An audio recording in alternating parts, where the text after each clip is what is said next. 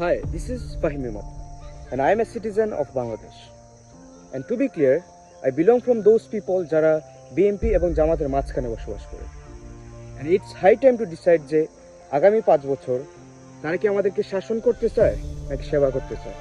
And these are 3 points যেগুলো দেখে আসলে আমাদের ভোট করা উচিত। The first thing is নেতাকে তার মার্কা দেখে নয়, নেতার ভিতরে আমানতদারিতা আছে কিনা, নেতার চরিত্র কেমন, নেতার অতীত কেমন ছিল, নেতার বর্তমান অবস্থা কি আছে তা দেখে নেতা নির্বাচন করে।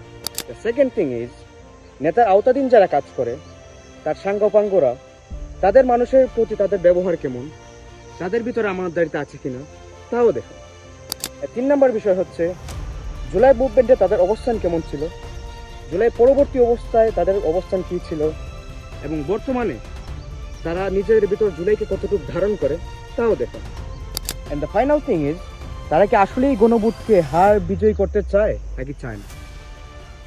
আর এই তথ্যগুলো যদি আপনার ভালো লাগে তাহলে তো ভালো, আর যদি তথ্যগুলো আপনার এগেস্টে যায় তাহলে বুঝে নেবেন you are in a wrong way. আপনার পাথ নির্বাচন করা ভুল হয়েছে, you have to come in a right way. অবশ্যই 12 তারিখ গিয়ে ভোট দেবেন। সো 12 তারিখ vote for yourself, vote for the nation, vote for the change, ইনকিলাব জিন্দাবাদ।